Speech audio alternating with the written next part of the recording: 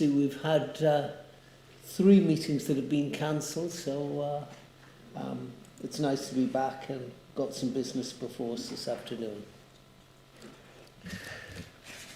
We've got the membership of the committee and our terms of reference there set out for your information. And as I normally do, I'll just run through procedure. So, the form that our meeting takes, normally as chair, I introduce the application, make sure you've seen any site visit videos. I then ask the planning officer to present the application, give us any updates, changes to recommendations, and to present his report. After that, we have a public speaking slot, 5 minutes for objectors, 5 minutes for the local member, and 5 minutes for an applicant or supporter. The members of the committee can then ask questions to the planning officer, and then we enter into debate. Ask for a proposal, a seconder, a debate, and then we take a vote on the application. Thank you. So, ladies and gentlemen, can I ask, have we got any apologies for absence today? Yes, Chair, I've received apologies from Councillors Darwin, Flux, Foster and Watson. Thank you. So we've got the minutes of the previous meeting before us. It was all the way back in February, Tuesday, the 7th of Feb. I hope members can remember that far back and are happy that they are a true record of our meeting. Agreed? Thank you. Disclosures of members' interests. Any members got any interests they wish to disclose? No? So we've got determination of planning application. We've got 3 before us this afternoon. And the first application, item number 7 on the agenda, is a hybrid application, a full application for the distribution of primary aggregates on site via a railhead and distribution out by road, a recycling plan for inert construction, demolition waste to secondary aggregates, soil materials, and addition of a pump houses rather, a weighbridge and wheel wash. We've then got an outline application for the erection of an office, workshops and security office. And that is at Butterwell Disposal Point, Longhurst, Morpeth, Northumberland. So I'm going to ask our planning officer now, David Lumb, to take us through that application. Over to you, sir. Are you there? Yes. Apologies, Chair. Apologies, members. Sorry, first of all, there are some errors in the printed version of the papers to members that are on the website. It's just a printing error. If I can refer members to page 21 on their papers, you'll see there are some reference numbers which are showing up as just basically scribbles across them. These are just all references to some of the planning history. They're not actually particularly relevant to this case. There's no material bearing on those. Then further forward on page 28, paragraph 7.25 hasn't pulled through properly. Sorry, Chair, I'm using a colleague's laptop. I'm just going to ask them to bring up my report on the screen. Apologies.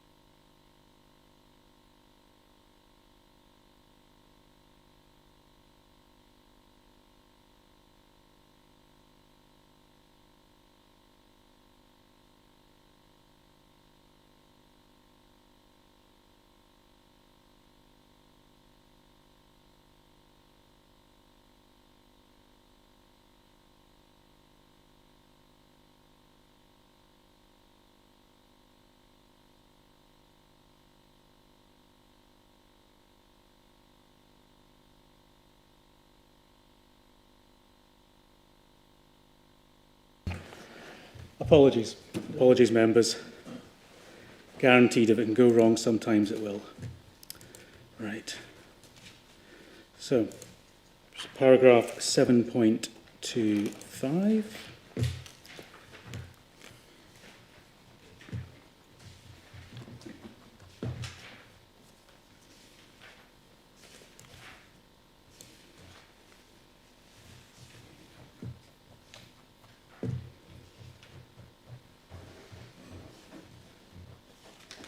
Right, sorry, I'm now caught up. So 7.25 should read, the site contains areas of open mosaic habitat on previously developed land, which is a habitat of principal importance as listed in Schedule 41 of the NERC Act 2006. The proposals will result in a minor reduction in this habitat's area but continue to be within the minimum threshold, so this would be considered a not significant negative impact on local scale.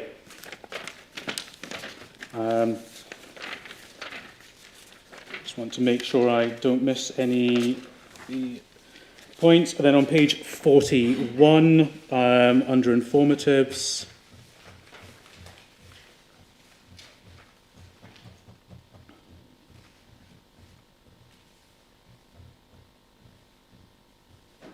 so the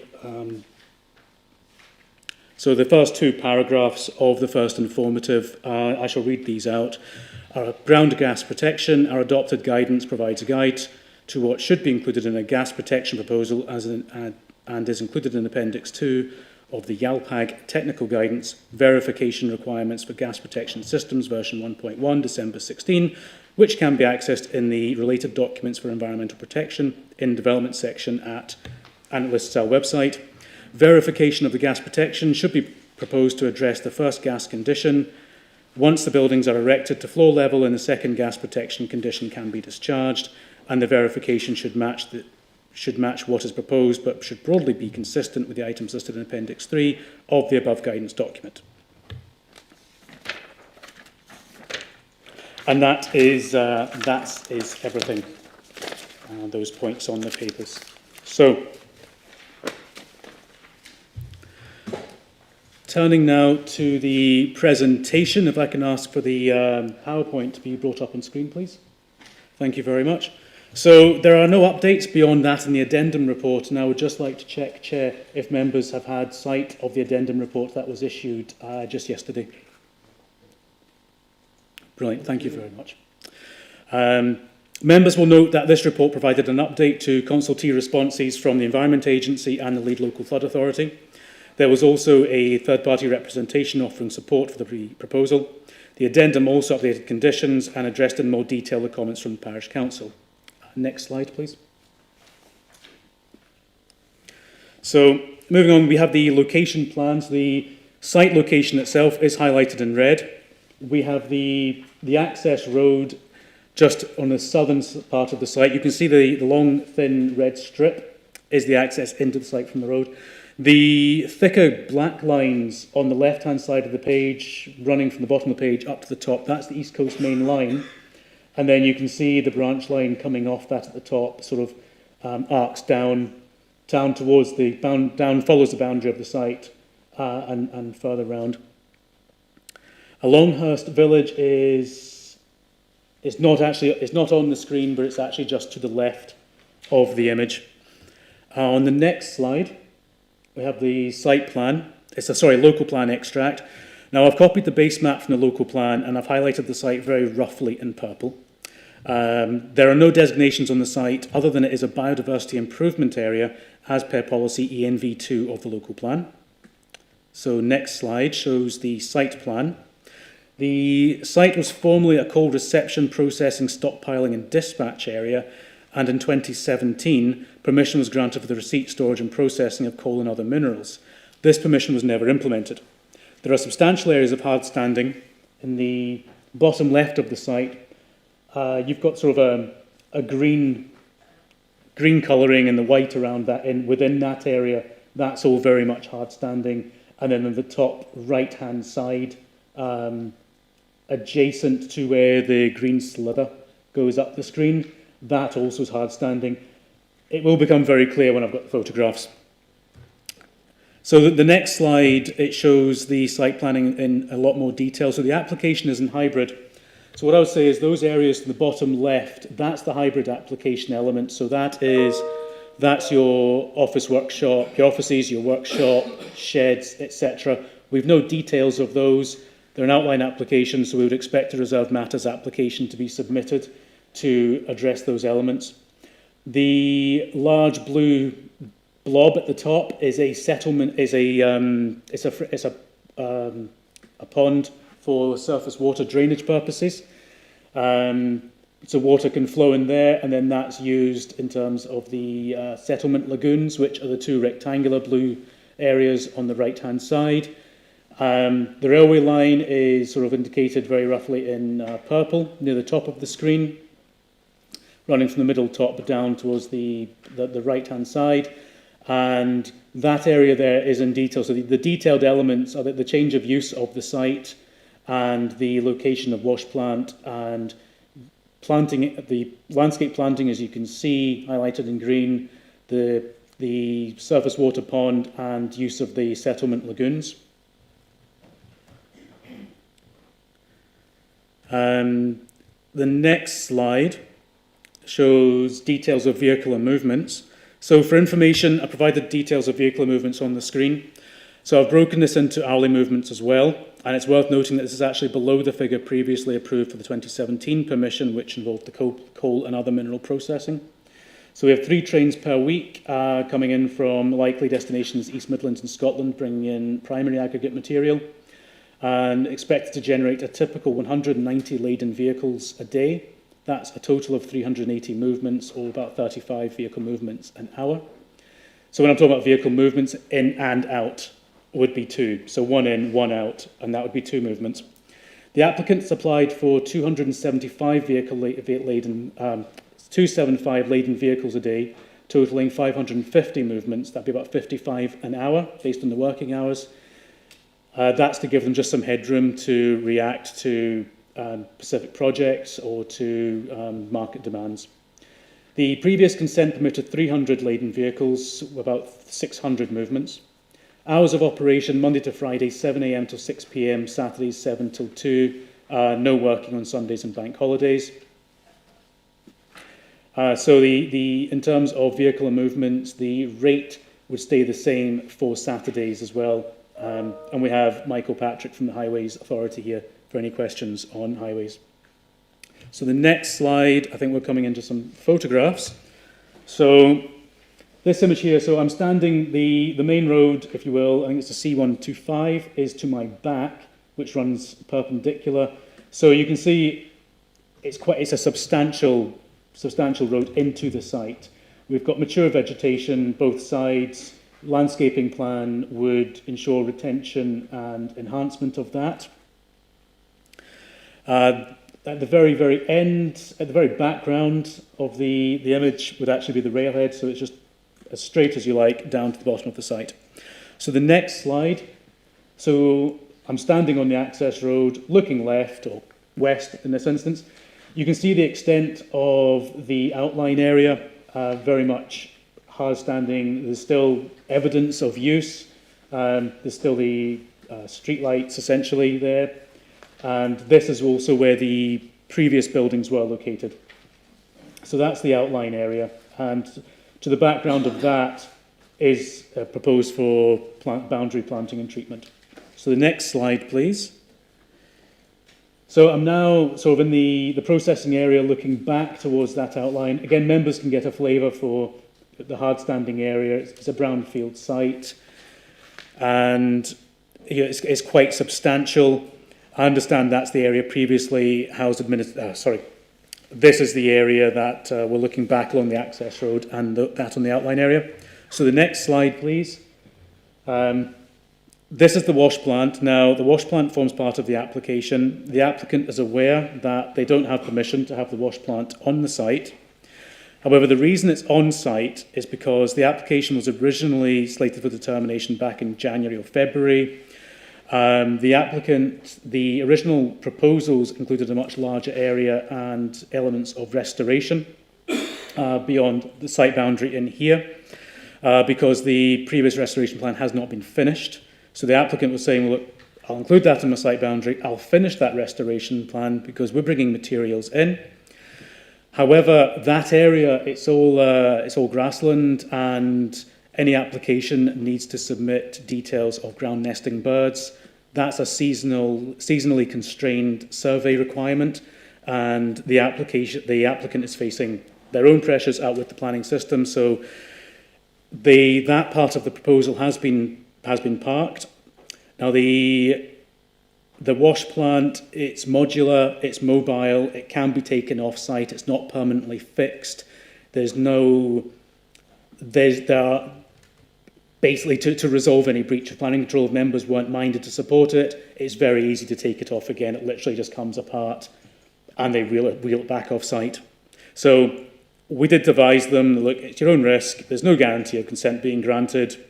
The risk is all yours, and that's the applicant does accept that. And so just to confirm, no other work has been undertaken. So the next image, we're showing a bit of you can see that there's some evidence there of antisocial behaviour with the graffiti on the right-hand side. On my visit there, that was the extent of the antisocial behaviour I saw. None of it was particularly creative. You can see the extent of the previous developed land there. Behind me would be the railhead. And if we jump onto the next slide, the settlement lagoons are to the back of that image. I think if we jump onto the next slide, I've got one of the settlement lagoons. Yes, there we are. So that's an image of settlement lagoons. They haven't been used. They are still in a licensable condition. You receive a permit from the Environment Agency for settlement lagoons to avoid contamination of watercourses. The Environment Agency are aware of that and are expecting licensing application to be submitted shortly, assuming members are minded to approve the submission, of course. And my last photograph is of the railhead currently disused. I understand it is a priority for the applicant to get the wash plant operating, to get the railhead in a position where they can start bringing in material. So there's been no objection from statutory consultees with conditions as detailed in the officer reports. There are 14 objections to the proposal, ranging from issues including traffic numbers, noise and dust. General letter of support, which agrees with the production of quality secondary aggregates and the recycling opportunities this brings. At the moment, the applicant operates 2 existing facilities, one at Linemouth, one in Morpeth. I understand from discussions with them that this allows them to bring their business into one location and allows them to offer a much better quality of secondary aggregate. So basically they can do recycling at the moment of materials, but because we've got wash lagoons here, it allows them to provide a clean material, which you can use for so many more things. So it's about providing quality secondary aggregates in this instance. The Parish Council has not objected, but raised some queries and suggestions. That's been addressed in the Officer Addendum report. I say, as per the officer's assessment, it is recognised that the proposal is not strictly in accordance with policy ECN 13 or the settlement strategy for meeting rural employment needs. However, the local plan cannot predict every possible eventuality, so officers are asking members to accept the proposal as a minor departure to this policy to allow the use of previously developed land and support an aggregate recycling proposal that will go some way to providing a quality product that cannot currently be provided for within Northumberland. The application seeks to address a gap in the recycling market and make use of a brownfield site and be able to make use of the railhead, which is something usually with facilities such as this, the first thing that you hope for is great, can we have an alternative option to using the road? 9 times out of 10, you don't have that option. My previous role, I was able to do some mineral sites and recycling sites by sea. We don't have that option so much here in Northumberland. So having the railhead there and bringing that back into use, officers feel is a very positive part of the proposal. So officers recommend that members endorse the recommendation to approve permission subject to the conditions as outlined in the addendum report. Thank you, Chair. Thank you. Committee, we now have one public speaker, David Towns, local county councillor. David, you have 5 minutes. Over to you, sir. Thank you, Chair. First, I want to make it clear that I, and I'm sure most of the other local residents, have no objections at all to the principle of aggregates recycling, and I recognise the attractiveness of this site for such operations. However, just because a site has cost-saving attributes for the applicant, that doesn't mean that this council should allow industrial processes to recommence in what is a very rural area, especially given the sensitive nature of the local environment and local ecology. The objection raised by Northumberland Rivers Trust is significant. The Riverline Restoration Project, which includes this council as a partner, has been running for a number of years. As the Trust notes in its objection, and I quote, "The Riverline has failed its Water Framework Directive assessments and is regarded by the Environment Agency as a priority river." They go on to say, "This application appears to utilise the old lagoons as if they are 100% effective, which we regard as highly unlikely. From the submission, we would be concerned about the hydrological regime within the operation of the site. The status quo would be unacceptable in that this fails to address the current Water Framework Directive failures. There appears to be no temporal limits on the site's operation and no consideration of water quality monitoring.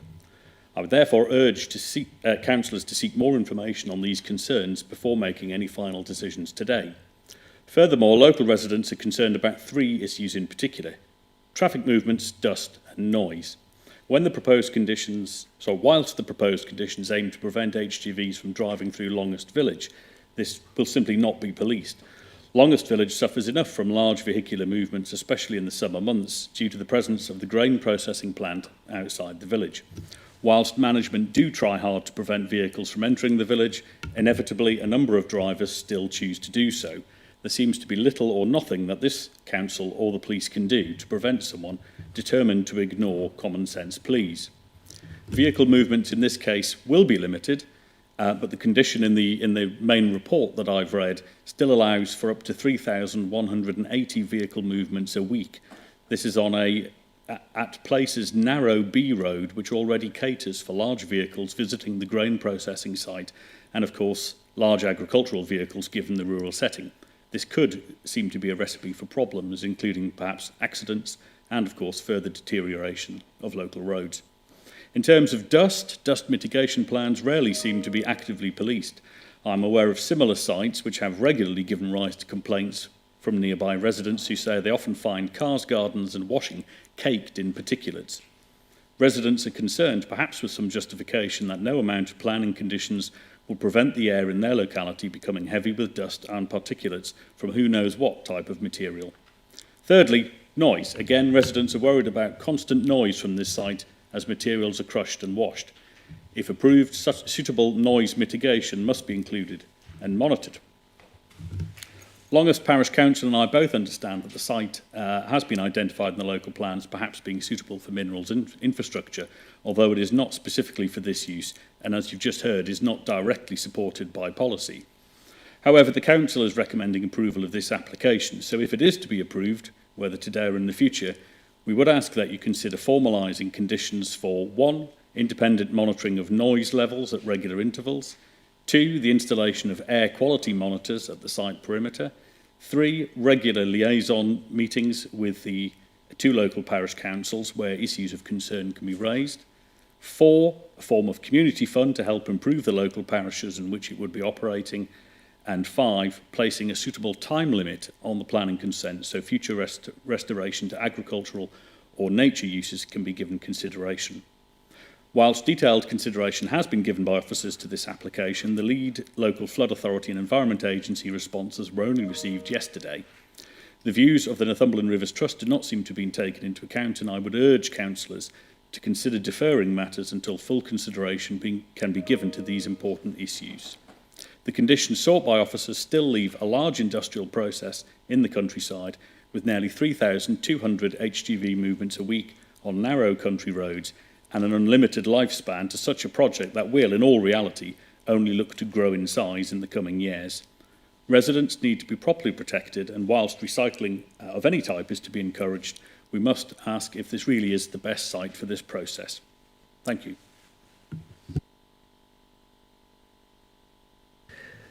Ladies and gentlemen of the committee, have you any questions you'd like to put to our planning officers?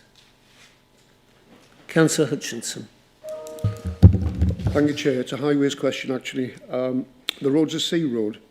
Are there, naturally, it's quite narrow. Are there many passing places? Or is there any need for any passing places? Looking at the road, there's no need for passing places, but we do have, we have set up a condition and a requirement that section 59 of the highways is entered into, so we will ensure that it's maintained. Yeah, it's wide enough, yeah. Thank you. Could I come back on another one, please, Chairman? Page. Lost it.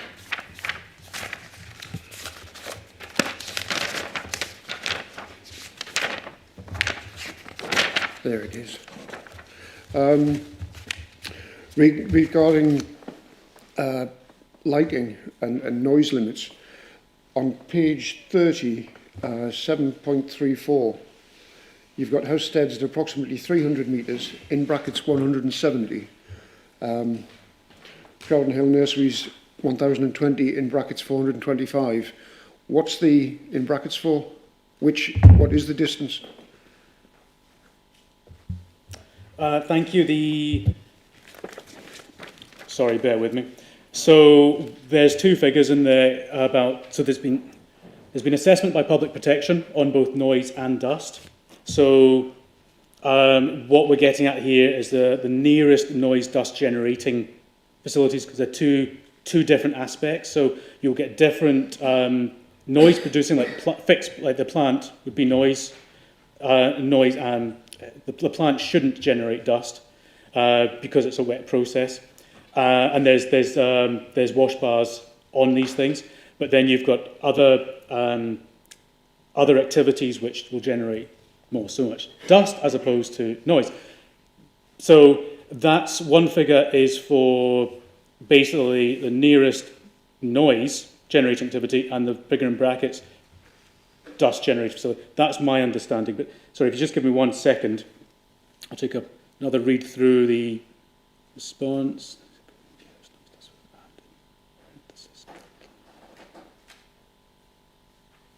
Yes, sorry. Getting myself muddled up. Right, so the distances are given as nearest noise dust generating activities, and in parenthesis, that in brackets, the red line boundary. So the bigger figure, the first figure is to the activity on the site within the red line boundary, and the figure within brackets is up to the red line boundary itself. So apologies, ignore the first explanation, that was garbled nonsense.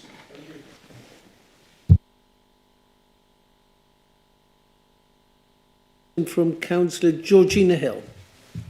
Thank you, Chair. Can I ask for a guidance from the officer and just checking any legal issues with, if we were to recommend the 5 formalised conditions as put forward by the local member, because certainly they would seem very sensible, independent, particularly sort of independent noise assessment, because I've lots of experience with these kind of applications, and it's the applicant that's running these sites that's been asked to mark their own homework, and conversations which are ridiculous. Let's say, oh, we've just checked with them and they say that our noise is absolutely fine. Oh, right, then you would say that, wouldn't you? So the conditions seem reasonable to me, and I'd just be good to get an opinion legal as well, if we could adopt these, if we were to I'll come in on a few points here, that's okay.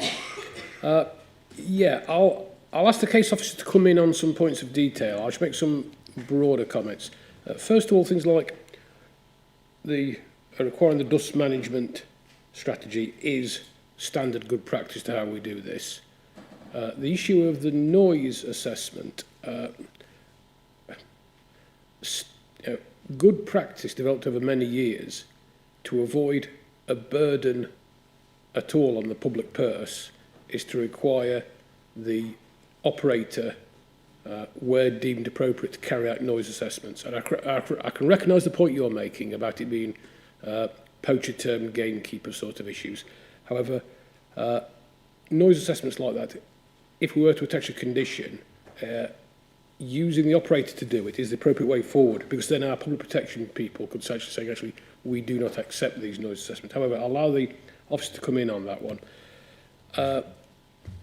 terms of liaison with parish councils, I think that's a good point, and actually it's a standard practice on large mineral sites to have a liaison committee. However, I understand that the operator has volunteered to attend both parish councils on a regular basis to give them to updates.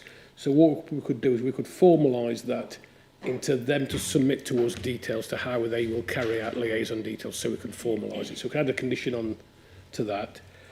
The community fund, that's an odd one. Certain types of development do generate community funds, and minerals ones, for example, open cast coal, does generate a community fund on the basis of X pence per tonne.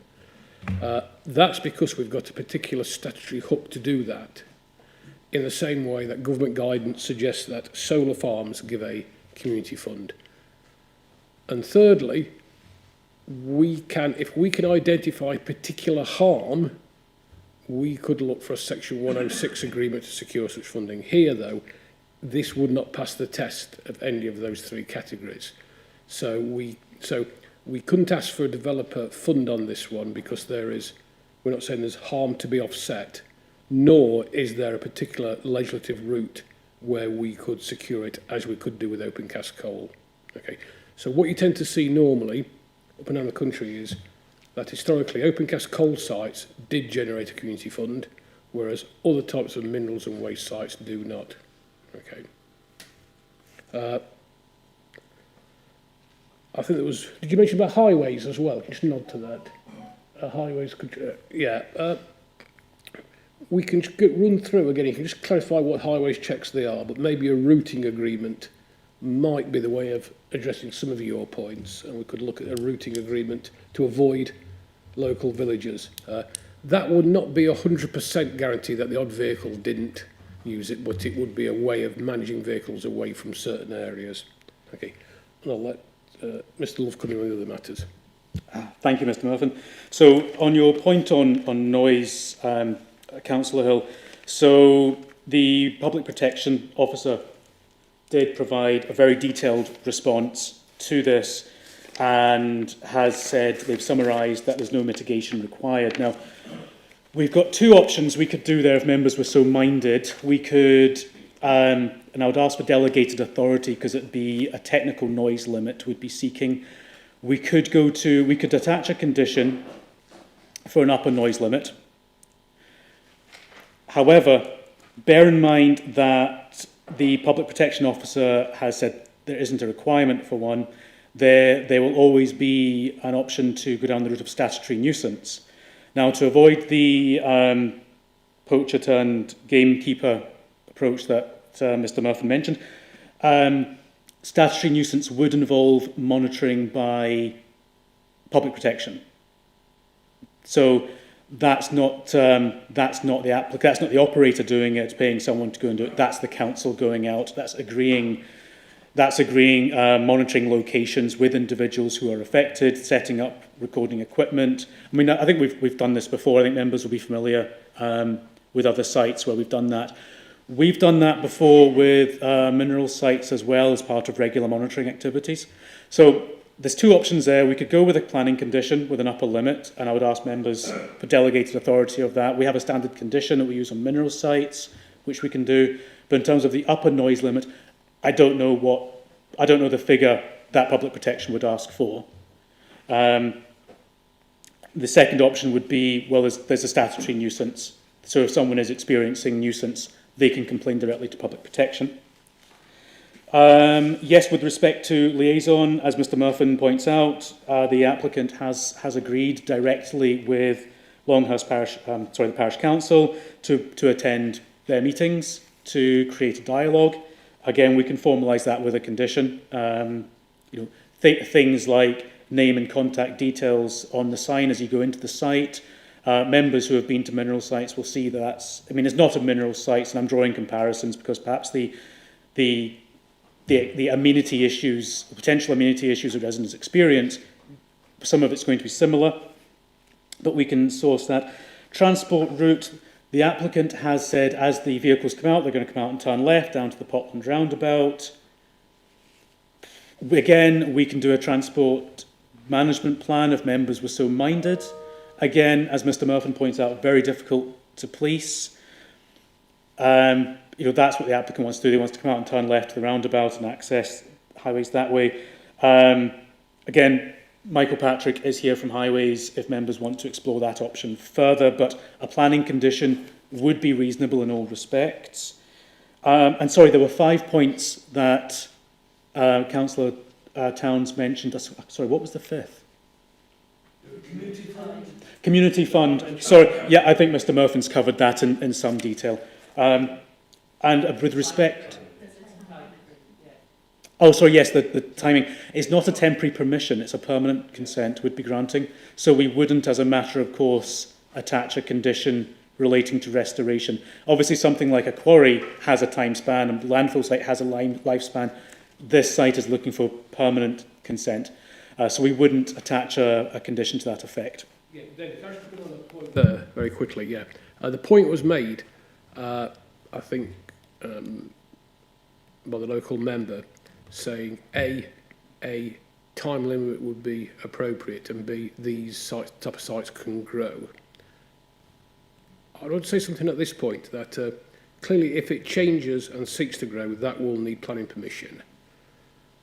And the point that we've not really tackled head on, even though it's in the report, that this is quite unusual in terms of an application, in that up and down the country, when we're faced with materials recycling sites like this, because everyone tends to agree that we should be doing more recycling, okay?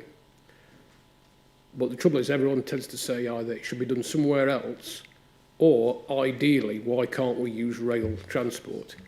And it is unusual to an extremely, I can't say that it's highly unusual to have the true opportunity to secure rail transport for materials. And so while I can see the arguments that this site isn't in a location where you would normally look to be granting in, you know, what you could describe as a quasi-industrial development, that the opportunity for rail transport is the overriding justification to why this site, it is such an unusual opportunity. So on that basis, given that it's not a mineral extraction site that would have a logical endpoint, and it's in a good location with access to rail,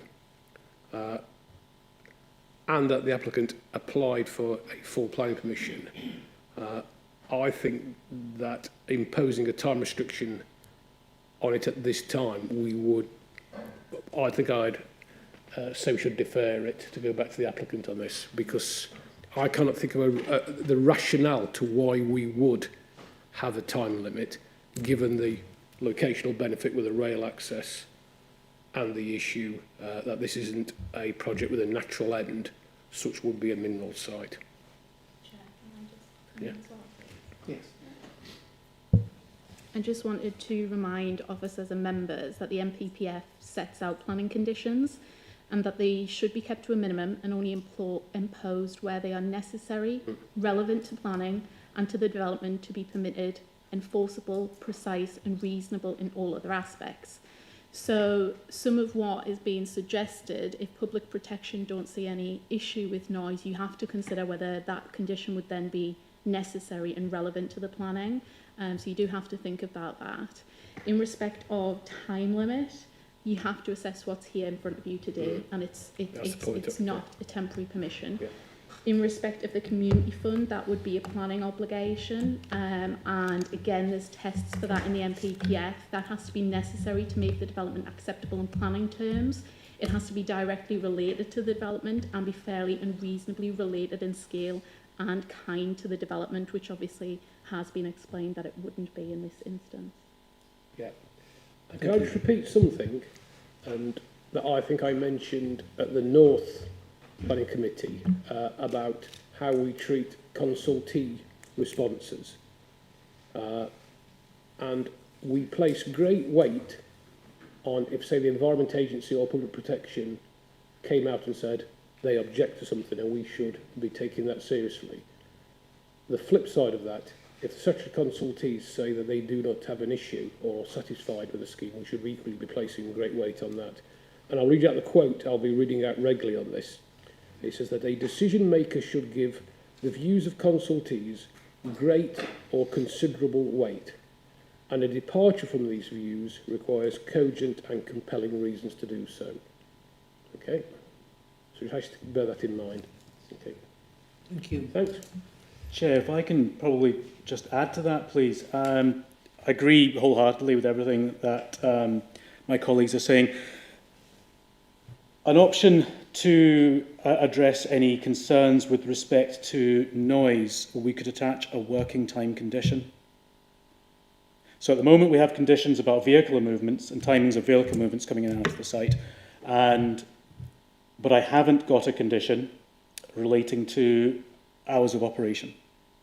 And that would be a reasonable condition to attach. So actually my suggestion to members, if you are minded to support the application, would be to delegate authority to officers to attach a condition relating to working hours of the site. Because at the moment they can bring in materials, but as has just been pointed out to me by one of my colleagues, they could, technically speaking, they could operate the machinery on site. So I would say to members, actually completely correct what my colleagues are saying about a condition with respect to noise limits.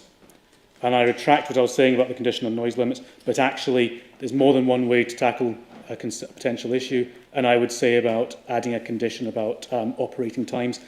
My final comment, and then I promise I will shut up, is condition 10 does say no heavy goods vehicles shall use the C125 to the west of the development site access at any point. So there is a condition addressing vehicle movements coming out and turning right through the village. So there is something there that says they must come out and turn left.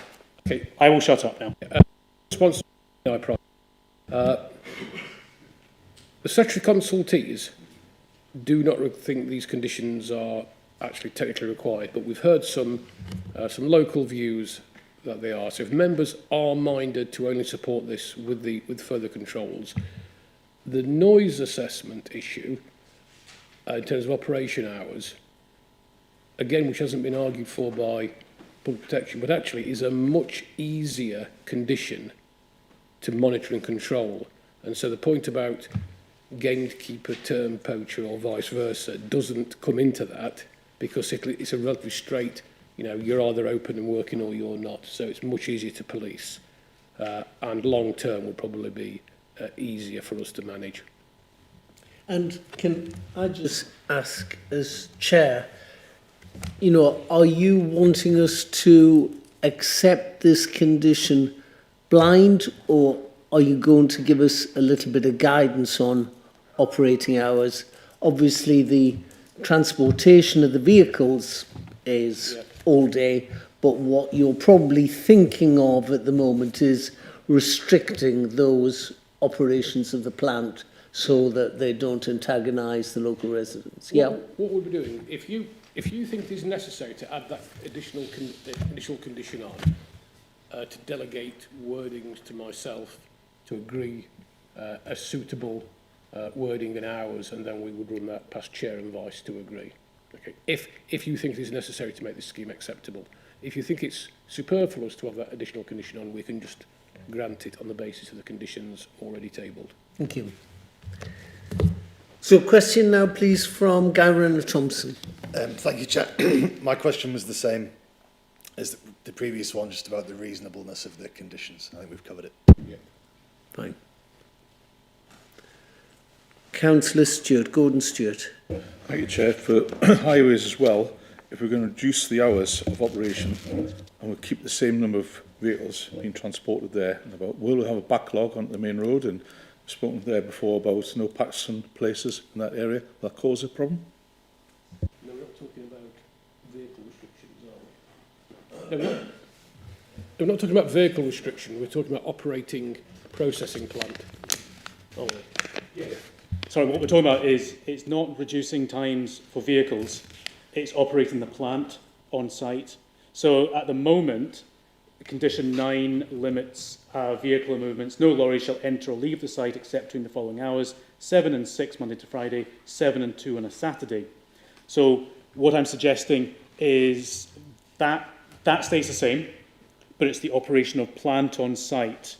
And if members think it necessary, we attach a condition there, as Mr Murphy has asked, for delegated authority to himself to go past chair and vice chair, and we'll limit that. So no, it wouldn't have an impact on vehicles entering and exiting the site. It's operation of plant and machinery. Thank you. A question from Councillor Malcolm Robinson. Thank you, Chair. David, somebody just came up there. You mentioned they're going to relocate 2 sites they've got. Now, normally when we get these type of applications, whether it's quarries or this sort of thing on brownfield sites and whatnot, there's always jobs created.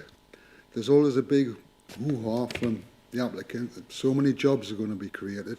Are we going to see any jobs lost? Do you know?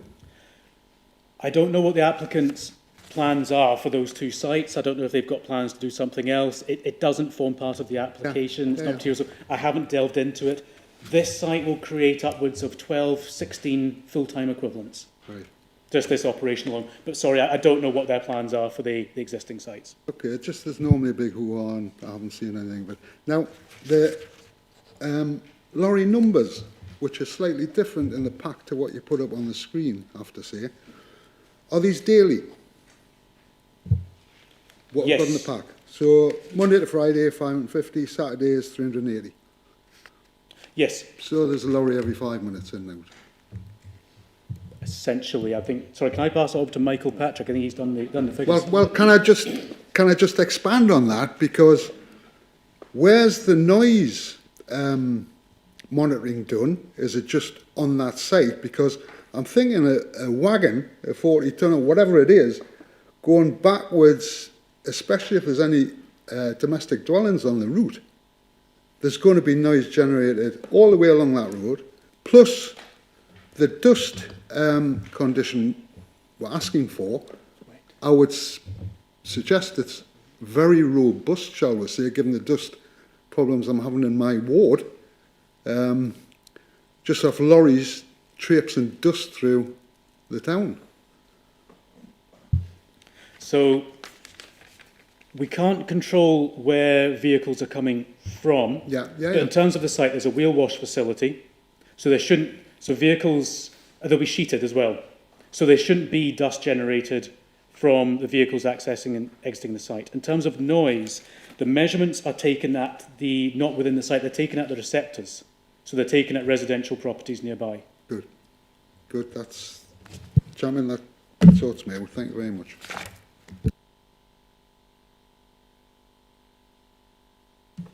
Thank you, Chair. I just wanted to raise the issue which was raised by Councillor Towns with regard to Northumberland Rivers Trust and their objection because of water quality. Now, I see that none of the statutory consultees, I presume that Northumberland Rivers Trust aren't a statutory consultee, haven't raised any objections. Now, is it the water quality coming out of presumably the settlement ponds, is that a planning issue, or is that something that the Environment Agency would have to pick up? Yeah, it's a site licensing issue, yeah. So the Environment Agency, recent correspondence with them, they're in contact with the applicant about that. But yes, the settlement lagoons are a licensable activity, so it requires a permit from the Environment Agency, so the discharge and then impact on water quality is controlled by the Environment Agency.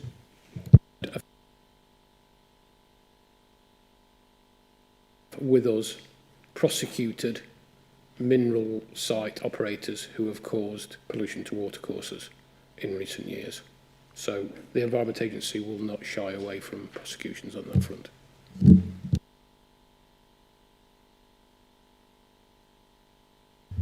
Thanks, Chair. There's been a lot of talk of the lorries coming and going, but nobody seems to have mentioned the trains, which presumably will make quite a bit of noise as well.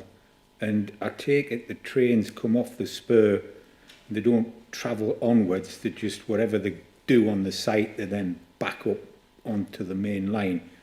I take it it's not a through thing. If it's a railhead, it won't be. I mean, has anybody thought about how noisy that's going to be? Because, you know, there's several hundred tons of metal going up and down, and it doesn't appear, I may have missed it, but there doesn't appear to be any kind of schedule of how many trains a day they're going to be or anything like that. If there is, I apologise. So, how noisy the train's going to be, how many are there going to be, and can we restrict their departure and arrival? You know, we don't want somebody turning up 1 o'clock in the morning, do we? So, I think there's 2 points to that. One is just is noise. Yes, noise impact from trains has been considered. So glad I printed off the public protection response. So yes, they have, in terms of the model and the noise modelling, yes, they've been considered. So yeah, I think the second point to your question, and correct me if I'm wrong, is about timing of delivery of them. No, is my answer. For jumping in again here, freight users of the rail network do tend normally to be outside the normal capacity constraints of when passengers need to be on the railway. However, I would argue that the efficient use and the maximisation use of the rail network is preferable to HGV traffic on the roads. And when you look at, say, at the power station, which is in our county, that operates a rail delivery system which operates at all manner of times of day. I think given the issue of licensing rail access, controlling that would be very, very difficult. And I don't know whether it would even be desirable to restrict the effectiveness of using non-road forms of transport.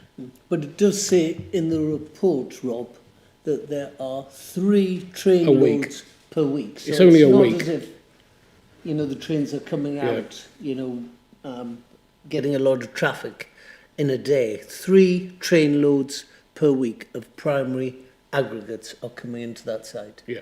Sorry, and if I may, if members are minded to support the application and also the suggestion for plant operation on site, bear in mind that means, with respect to what Mr Murphy's saying, with respect to licensing of trains, etc., they'd be able to bring the train in, they wouldn't be able to do anything with it, because we would have a condition there saying you can't operate any plant or machinery on the site on those unsociable hours.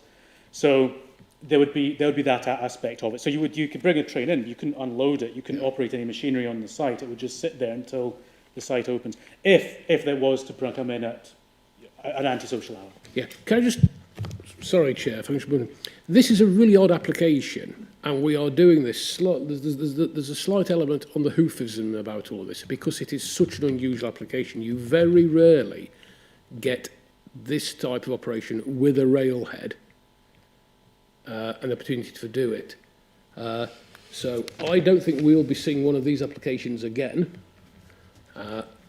All I can suggest is that in the noise assessment, where there's a condition already, that in there we make sure that they cover any noise which is generated by rail use, because there's already a condition in there for dust. For dust management, It does cover noise control. Yeah, so we can do that via that. Yeah, sorry, what I was referring to is I hadn't considered the timings of the trains coming in, which I apologise. No, noise from the trains has been considered, yes. Jeff?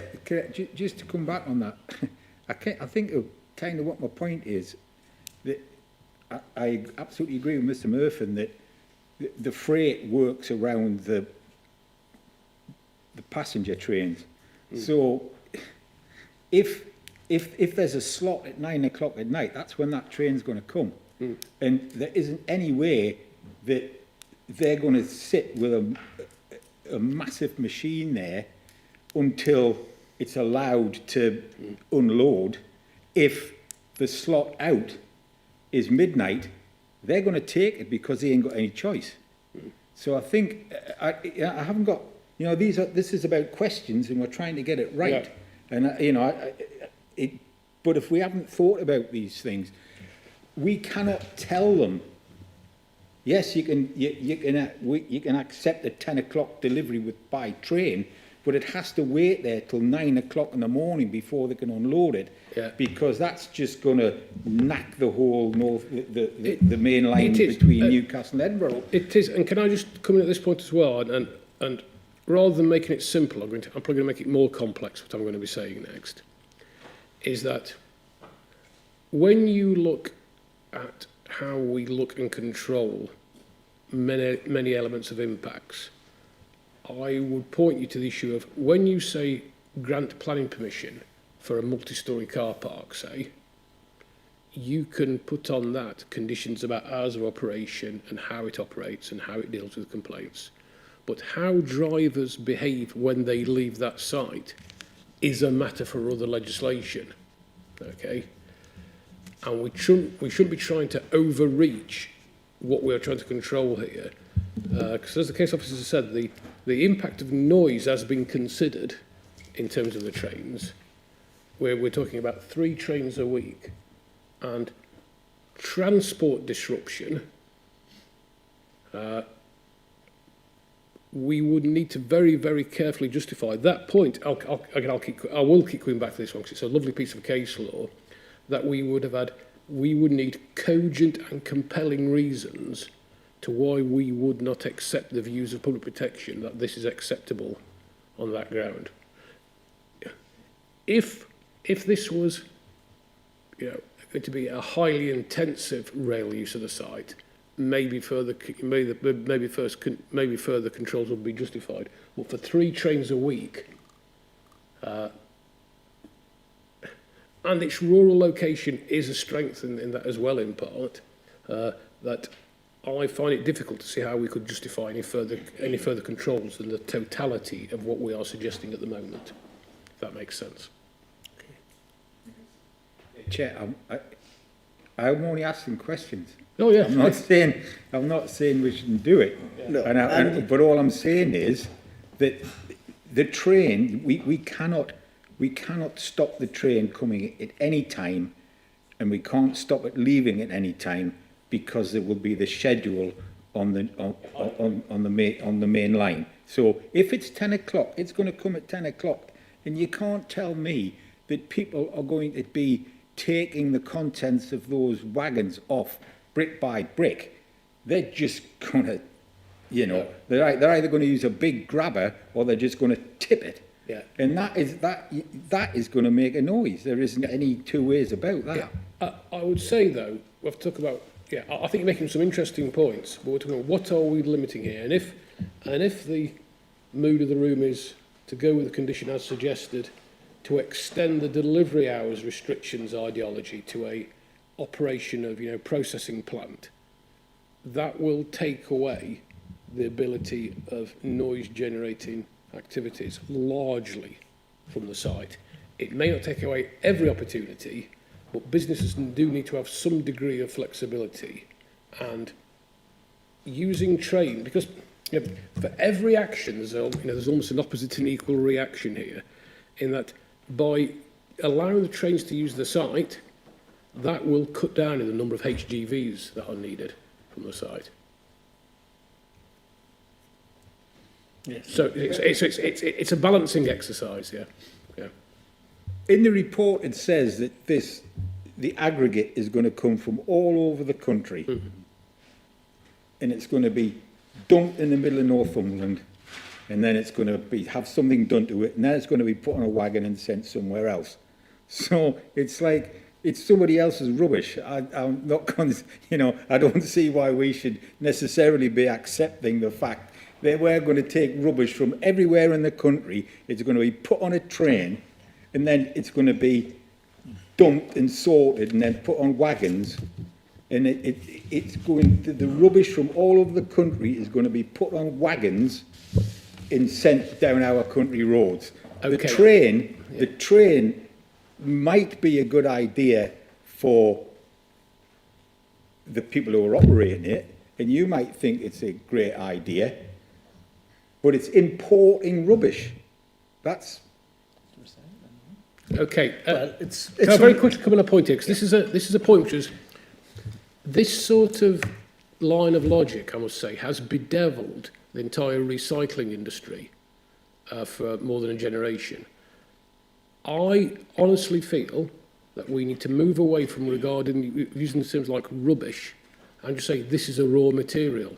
And if we were talking about a factory making bricks for use in the construction industry, we wouldn't be having that same line of logic. This is a material which is being bought in, not to be disposed of, but to convert it into a product which could be useful on construction sites. So therefore, it's a industrial operation making something which has economic value in the, you know. Thank you. And, you know, just to remind members of the committee, you know, we're still asking questions at this point rather than debating the issue. But anybody else? Yeah? It was a question, but by gum, we covered some space with it, Councillor. We did. But no, it was a good question, important. Chair, I need to clarify, as a point of clarification, that material coming in by rail is primary aggregate. So that's not waste, that's materials to be used. That could be materials not produced in Northumberland. That the building industry needs. The material coming in by road, secondary aggregate, so that's the material coming in to be processed. I mean, as Mr. Murphy says, this isn't, don't get caught up thinking when we talk about aggregate waste, we're not talking about plastics, we're not talking about your local recycling centre, etc. These are materials which are processed, they're then reused. It's recycling has been, as you said, Mr. Murphy, it's been bedeviled over the last generation because there's perhaps a lack of understanding of the process. So bringing in the material might, well, the vast majority of that material is going to be Northumberland-based material, because actually what drives the price of that economically, road miles. So they're not going to be bringing in aggregate waste from the Midlands and London, etc., because it's just not economical to do that. They have their own facilities. So primary aggregate coming in on rail, and that could, like I say, that could well be items we don't produce in Northumberland. Now, it's much better to have it on the rail than coming in by road, and to give our businesses an opportunity to purchase that at a competitive rate, rather than having to pay full road mileage rates, which are much higher. The material then being processed on site and taken out, well, that again is very likely to be Northumberland produced material, because again it's the road miles which are dictating those prices. So sorry Chair, I just wanted to clarify, it's really important just to clarify, this isn't rubbish coming in from all over the world. This isn't Europe dumping rubbish in Africa. This is us trying to bridge a gap in the recycling solutions and the market in Northumberland. And we feel, yes, okay, I mean, every development has its impacts. Of course it does. Everything does. But ultimately, we have a unique opportunity to use a railhead that ultimately brings vehicles off the road. Now, whether that's in Northumberland or if that's elsewhere, CO2 doesn't respect county boundaries. It's going up in the same place, and it allows us to create a better quality product from secondary aggregates, which has more uses.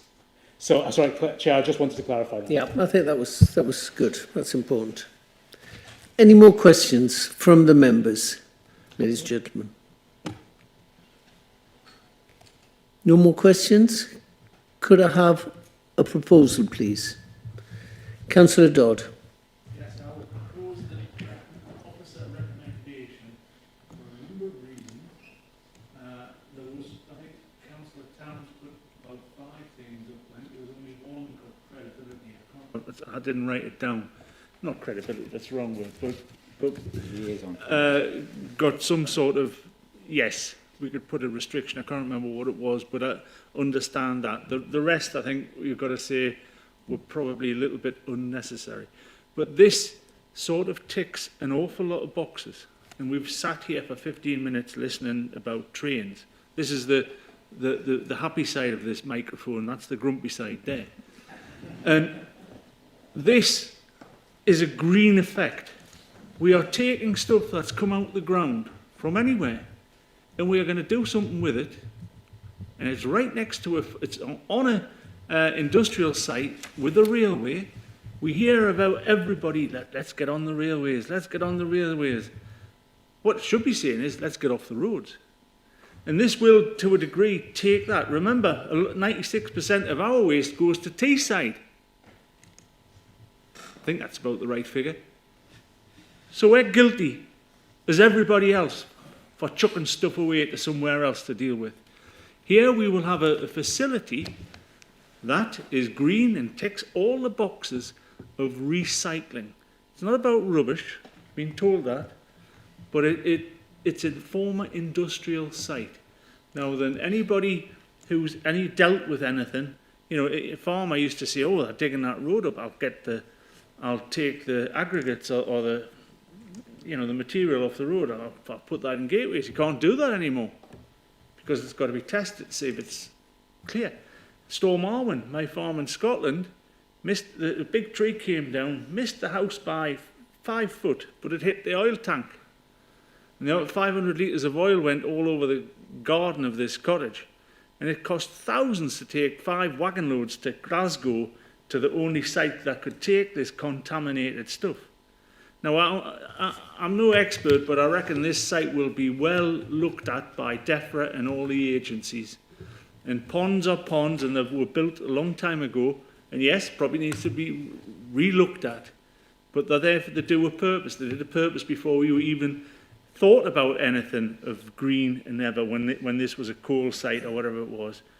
So I welcome something like this. That's a facility in our backyard, in our county, that is going to bring material that is going to help our roads or help whatever we do in construction. Because remember, we are not the quarry or whatever for just Northumberland. We are the quarry stroke, sand quarry stroke, aggregates for the whole of Tyneside. So we have a duty to look at having our own facility with something like this here. Thank you. And can I just ask you, Councillor Dodd, you know, there was a suggestion in the debate about the condition that Councillor Towns was mentioning about operators' noise, restricting the noise. Obviously, it was going to be left to... I'm happy that that is delegated.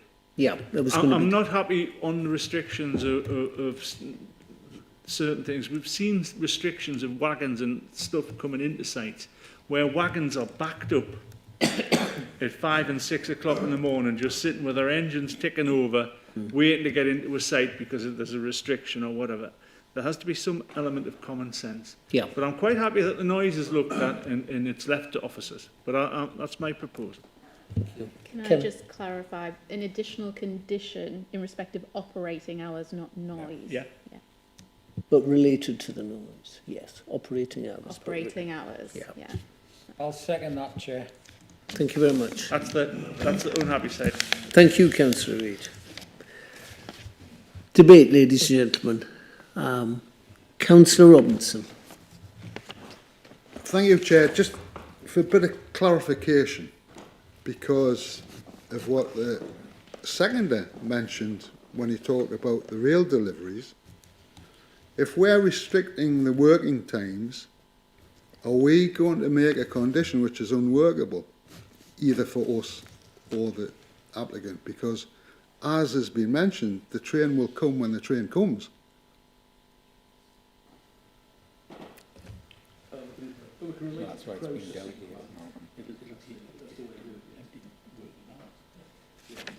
But obviously, Councillor Robinson, you know, there will be liaison between our planning officers and the operator to... What I was going to say is how these sites operate. If the condition relates to the operation of processing plant during certain hours, what happens normally on these sites is that you stockpile your material, and then your operating hours, you then get the crusher or the screeners operating then, and that won't cause a problem. And of course, that was a condition that we imposed on that site in Hexham, wasn't it? The gravel and the sand, how it was treated. So it's I don't feel it's unreasonable. Right. Councillor Gowran Thompson.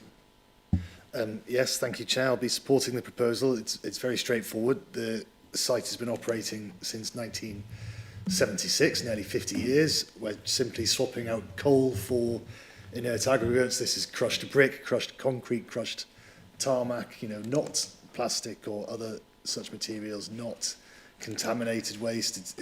It's very simple. the condition on working time for plant is eminently sensible, so we should be supporting it. Thank you. Any more comment? Councillor Wallace?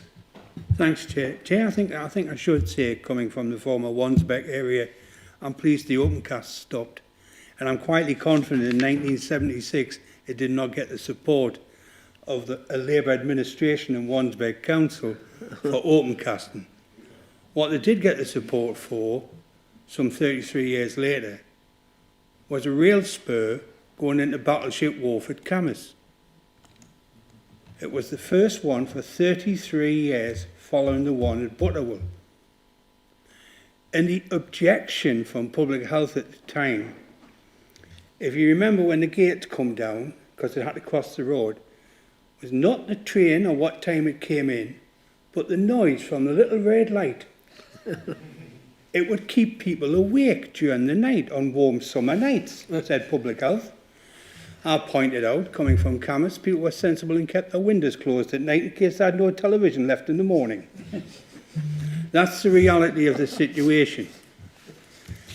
And that had to be resolved with the Port of Blyth, Banks, Northumberland County Council, Wansbeck District Council, and above all else, Network Rail.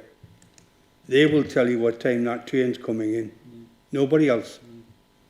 And there'll be, we also had to work with Alcan because, of course, that line belonged to Alcan at the time. And it was torturous. It was absolutely torturous. Putting that little spur in cost $500,000. I'll tell you this story because what it meant, Chairman, for 25 years, I saw 2,000 HGVs going past my door every day. That's what I saw. And instead, we got a train. And that made a difference in people's quality of life. Now, if I lived at Longest, I'd be supporting Councillor Towns. I'll be honest with you. And I was born in Longest, just as a matter of interest. But, give me birthday as well if you want to send us a present, but that's another story. The reality is it must be annoying, but I think there's enough protection gone in. I really think there's enough protection gone in. And it's very important, I've got to say this, Chairman, finally, to liaise with the parish council, I think is the right way forward, and hopefully it can be resolved in the public arena, any problems. And I think the residents will have and they will encounter over the period of time. But it will be getting my support, Chairman. Thank you. Any more for debate?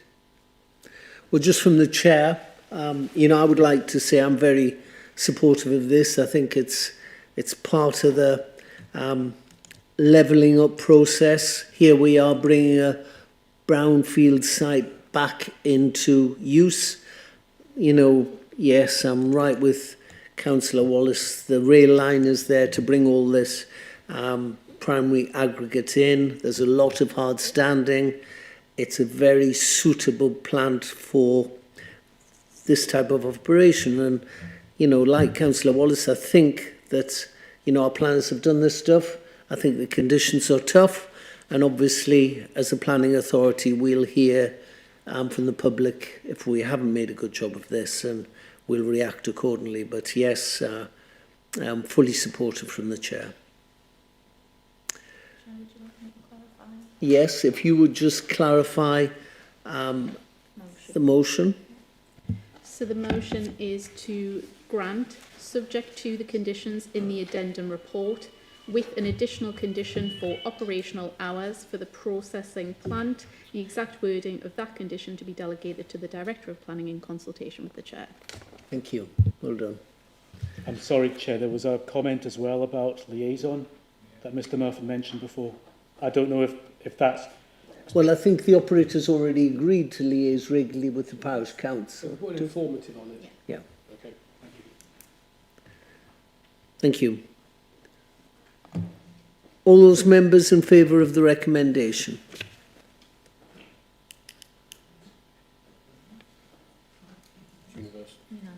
Thank you. That application is passed. Thank you very much, ladies and gentlemen.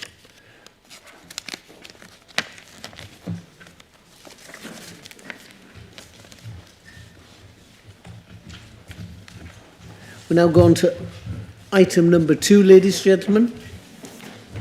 It's a verico, variation of conditions, and it relates to our proposed railway, the Northumberland line, land southeast of Delaval Court, Astley Road, Seaton Delaval, Northumberland. And we're looking at varying a series of conditions. We're looking at varying condition number 2, approved plans. Condition number 5, details of boundary treatment. 7, scheme of intrusive investigations. Condition 8, signed statement. Condition 12, detailed landscape scheme. Condition 14, details of car park bays. 23, the scheme of CCTV. 32, maintenance and adoption of SUDS features. And 34, detailed lighting design of the former planning permission to enable the phased construction of the railway car park, including associated minor changes to the internal layout, circulation area and landscaping. And obviously that relates to the station in Seaton Delaval. And we have our planning consultant, Mr. Gordon Halliday, who's going to speak to this application. Gordon, over to you. On this topic about 1976, I started work in the planning department in September 1975. Goodness me, how old I am. Okay, I've not got the slides in front of me, so I'm sort of going to have to use these. November 21, you granted planning permission for the Seaton Delaval station. I don't think the committee's changed significantly since then. Since then, they've sort of started work on site. They've discharged a whole variety of conditions, but they've come back in order to vary some of the conditions that were on the original scheme as set out in the report. Just a reminder of the scheme, you've seen this before. 6 railway stations, including 5 in Northumberland. Granted planning permission. Various other rail infrastructure works have been given consent under the Transport and Works Act. They included a new station at Seaton Delaval with a 284 place car park and a whole variety of other works. That's a map of the scheme. Work is progressing on sort of all these elements. Funding is in place for the scheme. There's been a slight delay, but it's still hoped that the services will open in 2024. Next slide. Location of the application site to the west of Seaton Delaval. Next slide. So the main elements of this planning application. I mean, basically, it's an application to phase the car parking provision. Why has that happened? 2 or 3 reasons, but really when they sort of got on site, they sort of found very unfavourable ground conditions, including contamination, poor bearing capacity, high water table, and that's resulted in a need to carry out an awful lot of works that weren't anticipated prior to the commencement of development. A lot of earthworks, a lot of drainage works, and a lot of remediation under the ground. All of that comes at a cost. So there was a value engineering exercise that was taking place, and this has led to this proposal, which basically reduces the footprint of the car park and phases the car parking provision. So the proposal is now to provide 156 spaces in a phase 1 and an additional 112 spaces in a phase 2. Total number of spaces is 268. The scheme that you granted planning permission for was 284. The average demand modelling exercise envisaged 274. So the sort of scheme that you granted permission for envisaged a need for 274 to 284 spaces in 2039, 25 years after the commencement of development. Always envisaged that there would be a sort of initial ramp up. You know, when the service opens, obviously there's going to be the sort of initial demand, you know, so from nil demand at the moment to an initial demand, and then the modelling's always envisaged that for 5 years there would be that sort of initial demand would increase, but then for the remaining 20 years of the scheme it would gradually increase. So what's being proposed now, it's a significant decrease in phase 1 compared to the scheme overall, but it's completely in line with the sort of modelling that took place. County Highways note that the proposed spaces sit at the lower end of the demand for forecasting, but it satisfies all the DFT criteria. So there's no objections from County Highways. Next slide. There's sort of various aspects to the planning application in addition to phasing the car park. So a number of these relate to the drainage because of the underground conditions that I've referred to. Quite a significant new drainage scheme has had to be formulated, had to be submitted, and the sort of main delays in this scheme, you'll have seen that it was originally submitted last summer. The main delays have been caused by the local lead flood authority needing much more information than was originally submitted in terms of drainage. So a sort of new flood risk assessment, a new drainage strategy, and all of that has now been provided, and there's no objections from the local lead flood authority. What the scheme includes is a landscaping scheme. So there's a full landscaping, detailed landscaping scheme for the phase 1 provision, and then a sort of outline scheme for the phase 2. The other main delay in it reaching you has been that the developers, the sort of applicants, have worked very closely with local residents in order to get a landscaping scheme that meets their requirements. And one of the things that they were after was increased tree planting, increased screening between Whitrig Close and the proposed car park. And that's what's now proposed. Next. That's a general arrangement plan. I mean, what you see there is the phase 1 car park, and then the land to the south of that, undeveloped initially, would be the phase 2 car park, and then south of that is the drainage attenuation scheme. And there's sort of better visualizations later on. Next plan. The sort of next plan is the landscaping. I sort of referred to this increased planting between Whitrig Close and the scheme, and basically that's the sort of green areas at the bottom of that. That's significantly increased tree planting than was in the scheme that sort of you approved a couple of years ago, or 18 months ago. Next. So the key issues. The principle of the development has been established by previous consents. You know, so you've granted planning permission. The Secretary of State has granted all the Transport and Works Act's provisions. So there's no problem. The principle of the development is established. The impact on the green belt, the sort of southern part of the car park intruded into the green belt, that is now much less under this proposal than under the permitted scheme. So that's a planning advantage. The provision for car parking, as I've said, the phasing proposals are agreed by County Highways and they're welcomed by local residents. Highway considerations have all been agreed by County Highways. The impact on residential amenity is less than the permitted proposal because the car park footprint is smaller.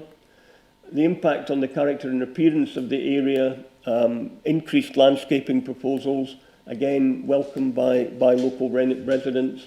Significant changes to the drainage scheme, all agreed by the local lead of flood authority. So the officer recommendation is to grant permission subject to planning conditions.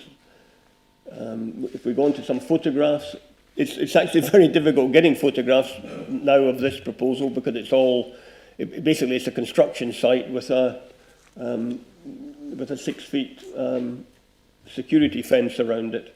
But this is the site of the Phase 1 car park, looking from the Wheat Ridge housing estate. Next photograph. This is from the public right of way adjacent to the railway line. Again, the sort of Phase 1 car park with the Wheat Ridge estate beyond. And the final photograph is that's the Whitrig estate, where the increased planting is proposed in front of the Whitrig estate, and that basically in the middle distance would be the Phase 2 car park. Some visualizations that I don't know if you remember, but when previous applications have been presented to you, I showed you some visualizations. So if we could have the next slide. Just a reminder, they don't form part of the application. They're for illustrative purposes only. They aren't to scale. However, they're sort of helpful, I think. I think they're actually the most helpful part of the presentation in showing the sort of relationship between the various elements. Next slide. Okay, so that was the permitted scheme. That's the scheme that sort of you permitted, with the full extent of the car park, the station beyond, and in the foreground, on the left, the Whitrig estate, and on the right, the Wheat Ridge estate, and sort of linked into the station by these new footpaths which have been created. The second visualization, again, that was the permitted scheme. So if you just look at the relationship of that to the Whitrig estate, the sort of car parking went right to the end of the Whitrig estate. Next visualization, and that's what's now proposed. So that's the proposed Phase 1 car park from the east. So that corresponds to the visualization that you saw previously. So Phase 1 car park, obviously much reduced in scale, much less impact on the Whitrig estate. Next visualization. This is from the northwest, from above Delaval Court. That shows the sort of relationship of the Phase 1 car park to the Wheat Ridge estate on the left, and the Whitrig estate on the top right. Next visualization. Just a sort of another one, but showing the sort of tree planting that would be put in front of the Whitrig estate. Next visualization. That's the Phase 2 car park. So it's not going to be left as a building site. It's going to be fenced with a timber post and rail fence. It's going to be seeded with a wildflower. It will be levelled, seeded with a wildflower mix, and until it's needed, it will, basically look like a sort of open field. So I mean, it isn't going to be left as a brown field area. The sort of area to the beyond is the attenuation pond. Is that the last slide, or is there another one? Yeah, that's the last slide. The thing I haven't covered, which I will cover, is so how is it going to be known when the Phase 2 car park is needed? One of the conditions proposes a car park management strategy, and the car park management strategy, amongst various things, would identify the trigger for the development of the Phase 2 car park. Now, it hasn't been formulated yet or decided, But the sort of trigger it might be that sort of when, you know, normal capacity of the phase 1 car park reaches, say, 66% or 70%, then they would be required to provide the phase 2 car park within 6 months or 9 months. You know, so that's the sort of trigger that's envisaged, and it would be done through the car park management strategy, which Michael can talk more about. But I mean, they haven't yet submitted that management strategy in order to discharge the condition on the original consent. But you know, that's what would happen. Thank you, Chairman. Thank you, sir. We have no public speaking on this application, so we go straight into questions from the members. Any members got questions they'd like to put to our planning officers? Councillor Georgina Hill.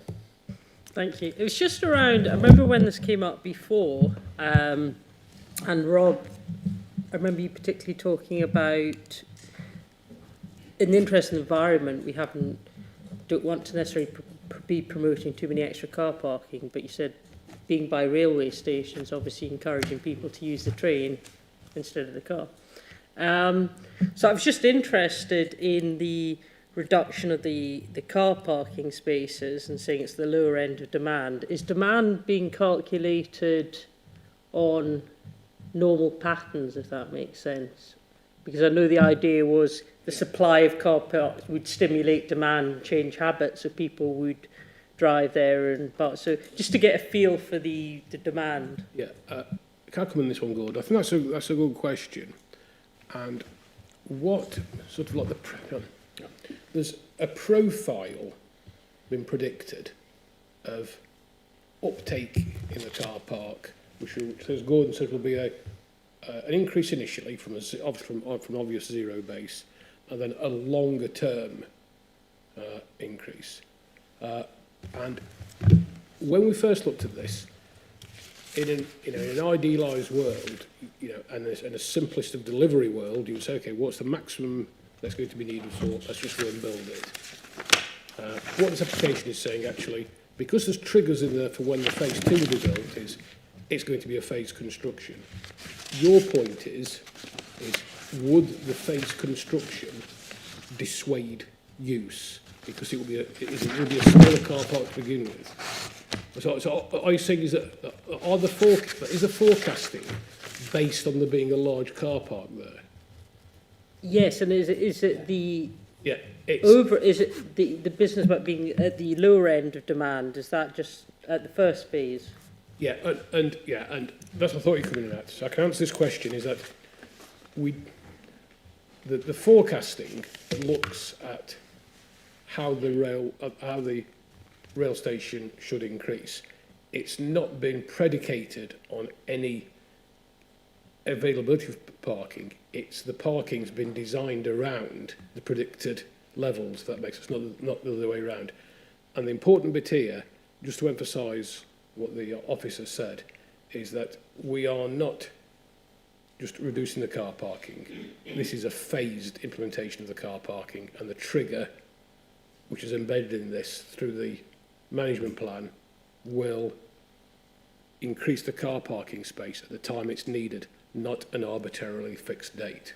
Okay, so there's the provision in here so that as the car park, like if the car parking take up is at this predicted level, it will be in the early, potentially say by 2030. But the provision is in there. This is the important bit, that if that happens earlier, that the additional car parking will come on stream. Okay. Yeah. Councillor Alex Wallace. Thanks, Chair. Chair, I hope it's a simple question, but I'm not convinced it should go to planning. I realise you're saying there's a provision in there for phase 2 construction. Being aware, there's also a provision in their phase 2 construction at Bedlington because its second car park is being withdrawn till 2039. So that's 2 car parks out of 5. Do we ring fence the money and put it to one side, Or if we want this money in 2037, 2038, 2039, do we go to the council taxpayer for it? What I'm saying now is, I believe, and I could be totally wrong, Chairman, the government's given us the money and we've met those obligations with the planning that we've given. If we're altering that planning, does that alter the money? And how do I get the money? I'll be honest, I'm not really asking for Seaton Delaval, but I have to because that's the only one we're looking at. I'm really concerned about Bedlington Station because this is the second one where the car parking is gone. And that leads to the question, although it's the principle of development's being given, does that stop anybody applying to build on that site which will have nothing but wildflowers next to two nice housing estates?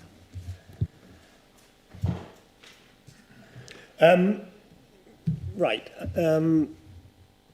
What's happened is really that since the scheme was conceived, since planning permissions were granted, the world has gone upside down, and one of the things that's gone upside down is construction costs and the costs of delivering.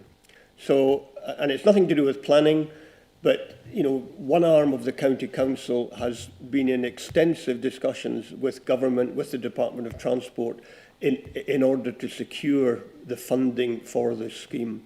And quite understandably, Department of Transport put lots and lots of questions about is this needed? One of the questions that the Department of Transport put was, is it really necessary to provide as much car parking when it's a bit uncertain as to how it's going to develop?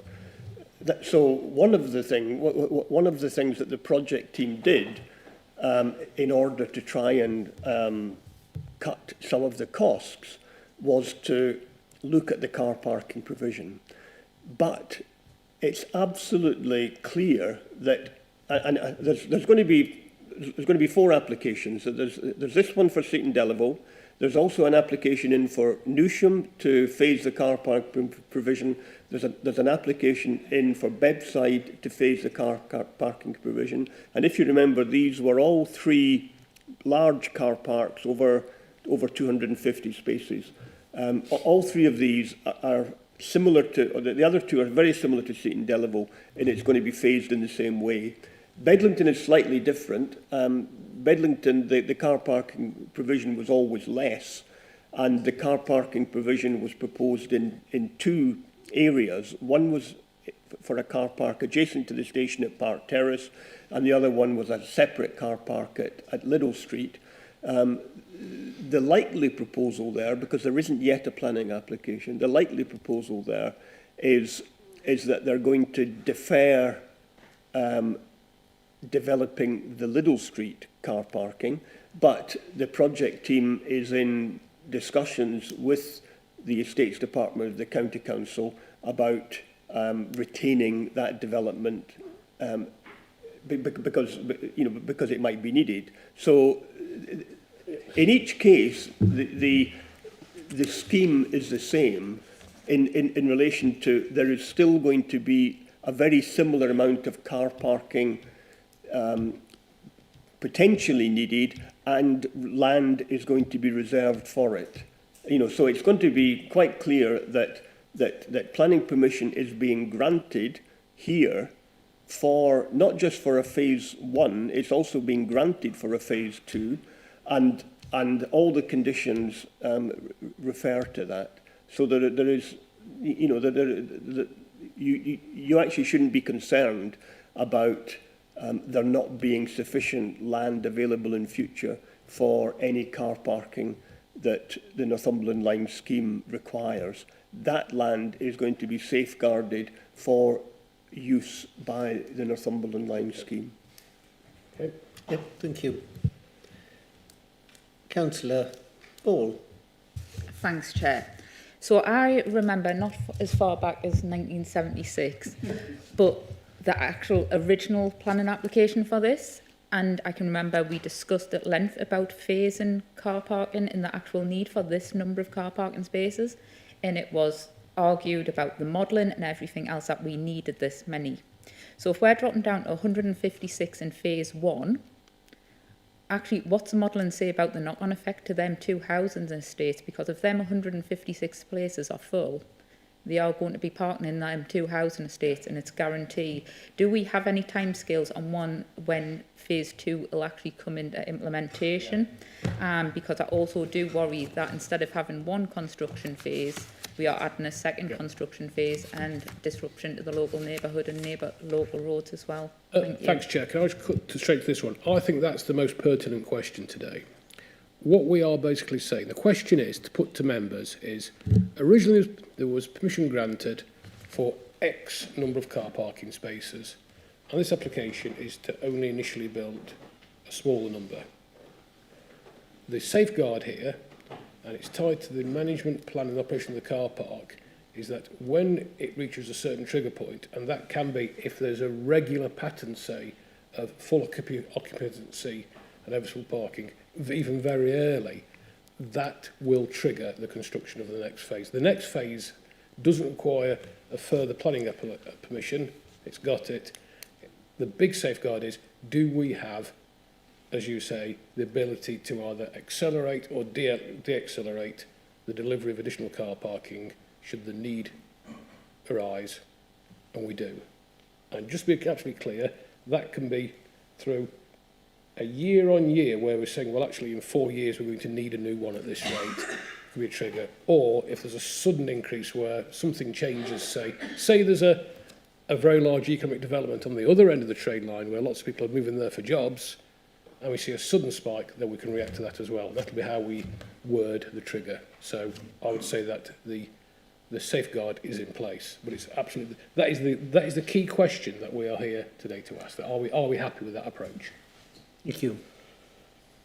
I mean, what is being proposed is in line with the original modelling. The original modelling hasn't changed. It was never envisaged that 284 car parking spaces would be occupied on day one at Seaton Delaval. What was envisaged was that there would be a need by 2039 for 284 car parking spaces, according to the modelling. The sort of best estimate on the modelling was that the sort of numbers that are now being proposed would be sufficient for approximately the sort of first 5 years of the development. And then, but as Rob said, the actual trigger point, it might be in 5 years' time, it might not be for 10 years. It will depend on the take-up of the car parking spaces. But the project teams, highway consultants, and the county highways who have validated the project team's work are content that the number of car parking spaces that are proposed in phase 1 is not going to lead to cars having to be parked in neighbouring housing estates. On all the modelling, all the best information available, there is enough car parking spaces now being proposed in phase 1 to deal with the initial years of the operation of the Northumberland line. Thank you. Any more questions, ladies and gentlemen? Councillor Reid, Councillor Robinson, in that order. Thank you. Councillor Reid. Thanks. Is there actually a need to put a fence around that bit of land? Have we made absolutely certain that all the footpaths are configured in the right place? Because you want people to walk there rather than bring their cars. So phasing the car park the way you are, we made sure that the footpaths are going to get us there. Why have we put a fence around? And you really, really need to be careful about what you do with that bit of land, because what you wouldn't want it to turn into a triple SI and you not be able to put the second part of the car park in there because you've got newts and bats and rare insects and stuff. So just be careful. I quite like the idea of the meadow, but seriously, why the fence, and have we made certain that the footpaths are in the right place? Yeah, I mean, all the footpath issues have been, the sort of proposals have been seen, have been agreed by the Public Rights of Way Department. The sort of diversions of the footpaths have the temporary diversions have all taken place, and the proposals envisaged allow for the reinstatement of the footpaths as originally proposed. So there is no change resulting from these proposals to the Public Rights of Way proposals that were originally agreed. I don't actually know why there's a fence being proposed around it.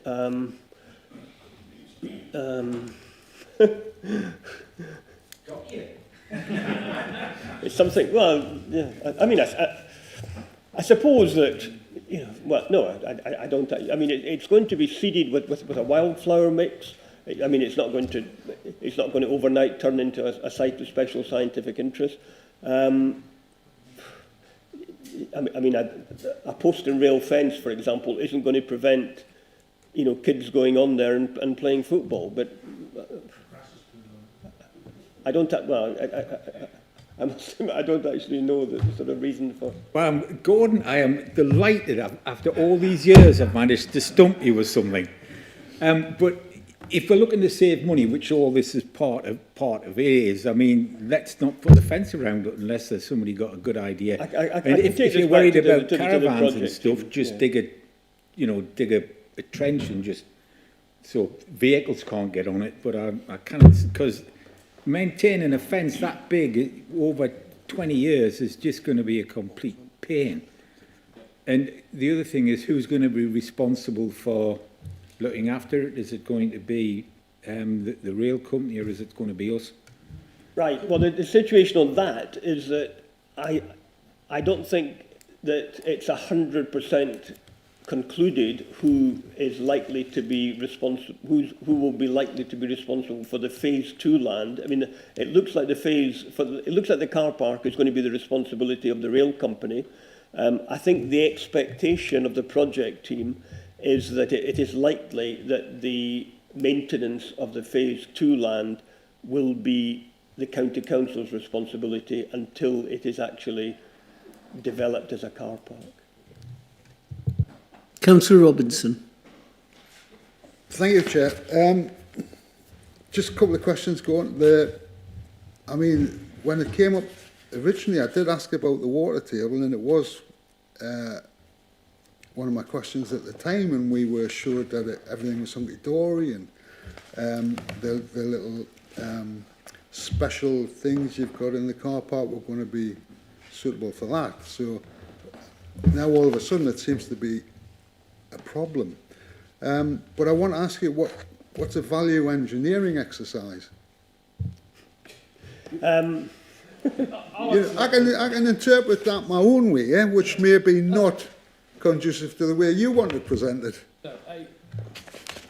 The term in construction of a value engineering exercise for any project is where you have an original design, and then when you get your full detailed costings in, you go through an exercise to look if any element of the scheme could be done in different ways on a more cost-efficient basis, while still retaining the overall product. And this is why that it could result in a minor change. In this one, it's resulted in a change to the phasing of the car park, such that it requires planning permission. Most value engineering exercises don't, but where they do, we would ask for a variation. Which is it's basically the same. I knew I wouldn't explain it the same way as you have there, Rob, but never mind.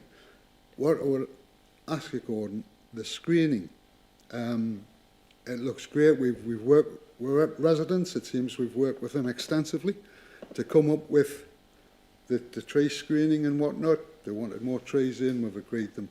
But what are we going to put in? Because every time we've talked about trees being put in, around developments, etc., we end up with a twig.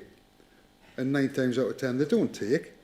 I can take you around sites in my ward that, yes, we want trees in there, that they just don't take. So it's going to be 2039 before there's any actual screening buy these trees. Now, even the semi-mature trees that we've just put in Bedlington, they're only 8 foot high still after 3 years. You know, if we're talking about putting trees in, the actual screening that the residents are asking for, and I notice we've only done the north side of that estate, we haven't done the long side of that estate. It's going to be donkey's years before they actually become a screen. Could I come in on this one? I'll ask the officer to talk about the conditions in place on this. There is an overarching principle that I really do need to underline, and this question comes up regularly about tree planting belts. Okay, it is a truth universally held that the smaller you put the trees in, i.e. whips, the better they grow long term and the larger they get long term. If you put in partially grown specimens, you get an immediate impact, but actually they never grow as well as ones put in as small as possible. So the normal approach is to put a mixture in of using the least possible further grown ones, but with a greater reliance on what we call whips, which are, you know, sort of like sticks, as you say. And then the condition on the landscaping scheme will have the scheme to be implemented in accordance with the scheme and dead, dying or damaged trees to be replaced within a period of 5 years. That's the standard approach. Yeah, I think the sort of visualisation actually underestimated the extent of the scheme that is going to be put in. But you're right. I mean, it's not going to have a significant effect in year one. But what's good about it is that previously you had very, very strong objections from each of these 4 houses that are predominantly affected, and now you haven't got any objections from them because the project team have bent over backwards to actually work with local residents in order to come up with a landscaping scheme that suited them. So, for example, there was an original landscaping scheme put in whenever it was last August. There was a revised one put in response to residents' concerns in December. Residents still raised certain concerns, and the project team revised them again, took on board what the residents were saying, and again put in a new scheme about 6 weeks ago. So, you know, it might not be perfect. It might not, you know, fully screen it for, you know, 5, 10. I think it'll be very effective prior to 2039, but I take your point. It might be 10 years before the sort of residents see a big difference, but the residents are fully supportive of what is being proposed. You know, you're talking about the trees, and I mean, you do know that we give free trees away. This council gives people free trees. I had about 30 or 40 planted by school kids in my area, so an easy way to plant that whole footpath would be to get the local schools to plant some free trees for you. Yeah. From Little Acorns, Big Oak Trees Grocer. Councillor Dodd. Yeah, in years to come, you know, when there's fads and there's phases and everything like that, in years to come, we're going to go, you know what, we saved the planet by planting some trees here and flower meadow. The reality is something different. If you want trees to grow, you plant more than one. You probably, if you want one to grow, you probably have to plant half a dozen. And then at some point, you have to do some whittling down the ones that don't grow so well, or the ones that are growing quite feebly because you've planted too many, so you've got to do some management. And it's the management I'm concerned about. You know, who's going to take ownership of all of this?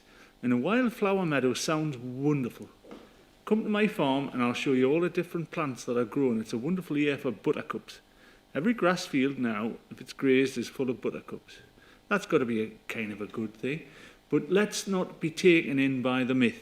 You know, you would go on holiday and buy a tree so it offset your carbon footprint. What a load. You have to plant a lot of trees to get something. And when you see woodlands felled, it's not long before the native species start to come through. And I would like to see a more detailed scheme. And Rob's probably right. The smaller the tree, the better it grows. And I think that, you know, farmers use shelter belts and all this. And a lot of these areas are open areas. And it would do with a little what I'd call a shelter belt that's properly done. And as for we've seen out there, where are we rewilding? Remember, we're doing questions, Councillor Dodd. Oh, yeah, right. We are. Ask your question. The question is it going to save the planet, or is it just a whim? Well, I'm sure it is. Any more questions, ladies and gentlemen? Councillor Swinburne. Thank you, Chair. I just wanted to ask about the EV charging points. I'm pleased that they're there. Have we got a formula that we work these out on? Obviously, it's going to be a difficult question to work out. I'm not sure about the management of the car park, because obviously people come and they might park for 8 hours, they might park for 4 hours, we won't really know. How have we worked that out, and we do think we've got it right? And if we haven't got it right, what will happen? I'll ask Gordon to correct me on this one, but the scheme comes with a car park management plan, which can include issues like that. And we do mix and match, remember, EV charging points between fast and slow ones, because sometimes it isn't worth putting fast charging ones, people are going to be leaving them there for a day's work, say, or vice versa. For short trips, you have the fast charge ones. Gordon, any particular comments about that? Well, I mean, I just think that as Rob has said, I mean, this car parking management strategy is going to deal with these sorts of issues in detail.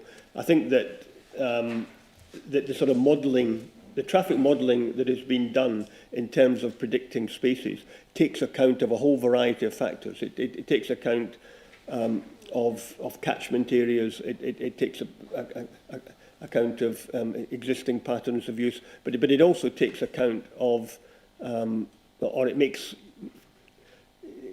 forecasts on things like who is going to be using that station and how long they are going to be parking there. So that all of that has been built into the original modelling in order to derive the sort of numbers that are required.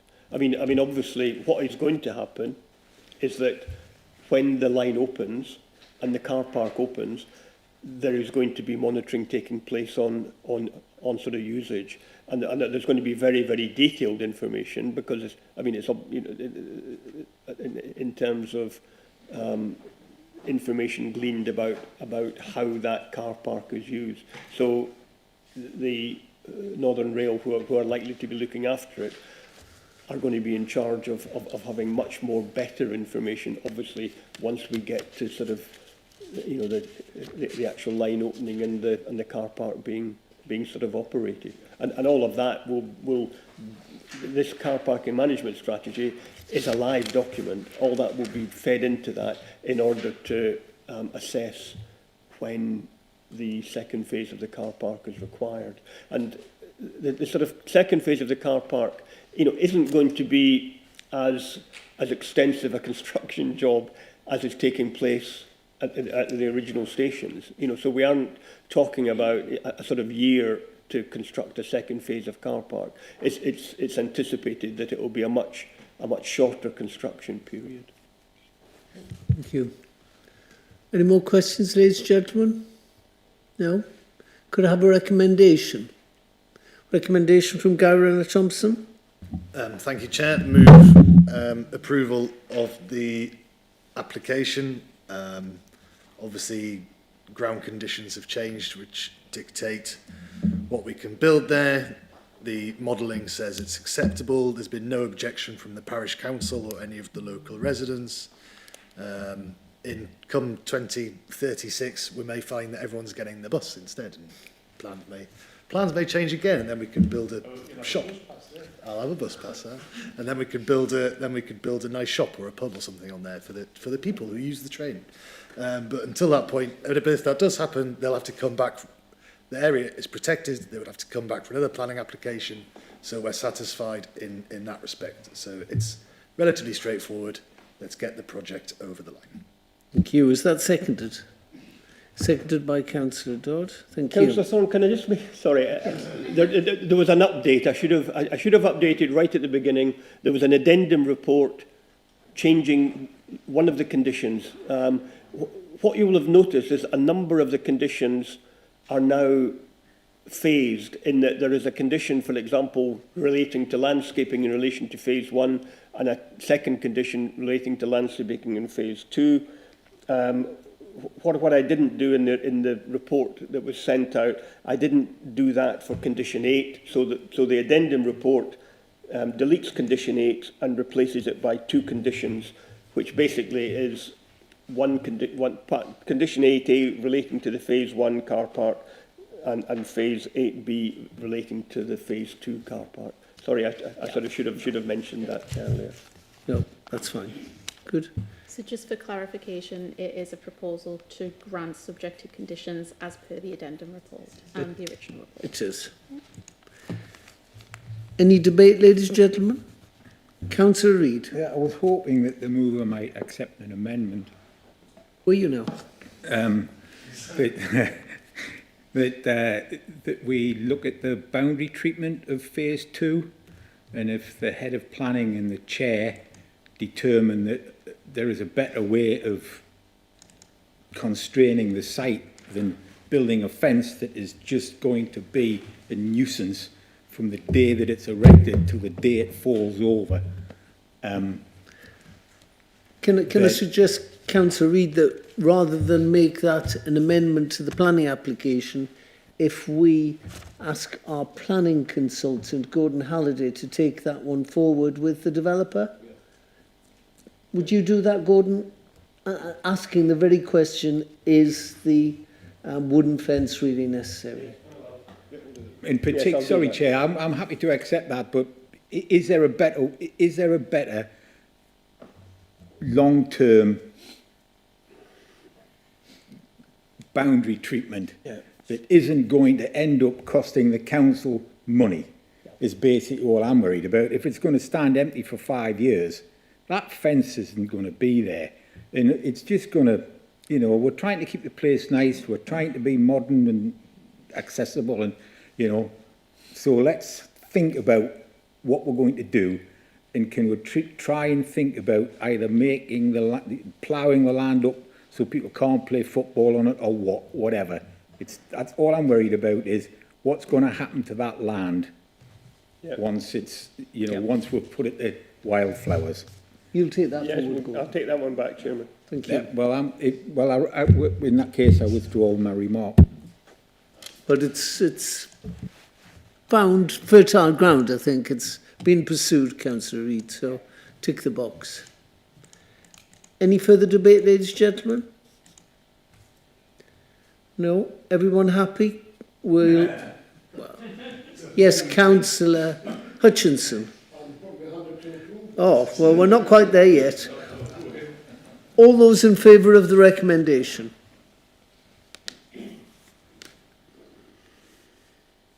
Thank you. And those against? And those abstaining? One abstention. Thank you.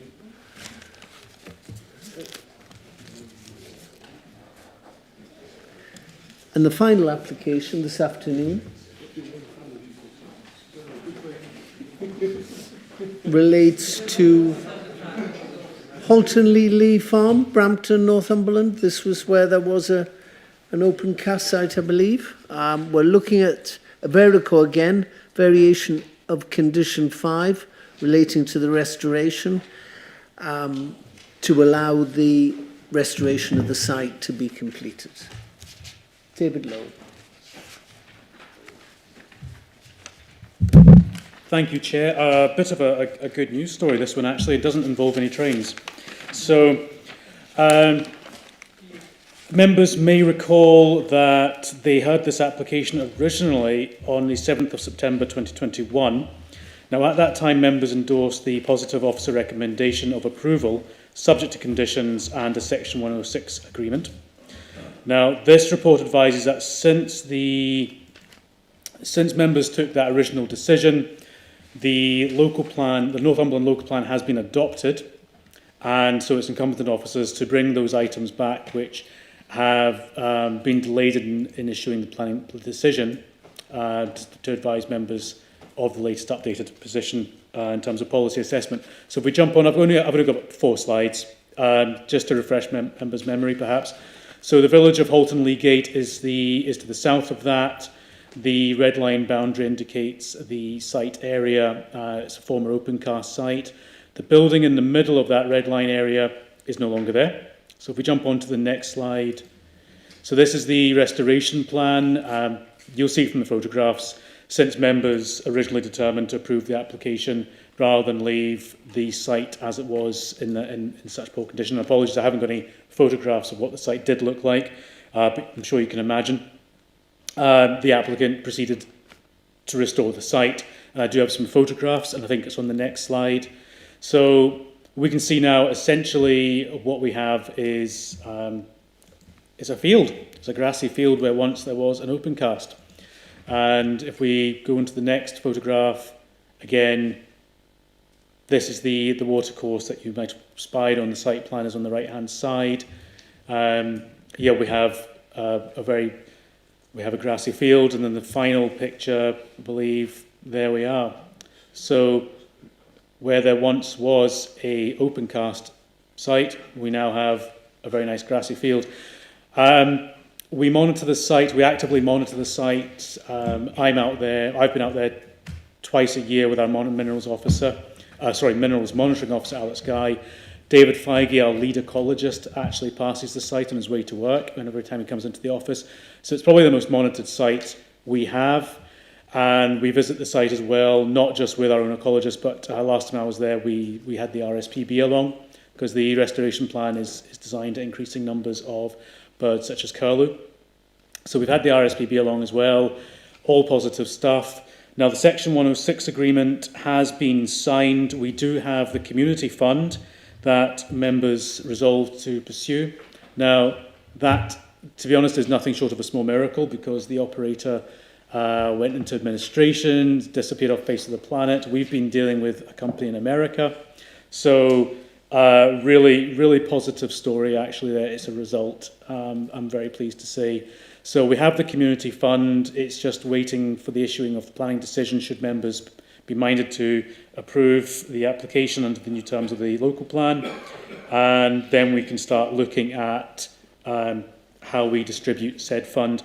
But ultimately, the policy position materially remains the same from the old Northumberland Minerals local plan to the Northumberland local plan, and the proposals are still in accordance with the NPPF.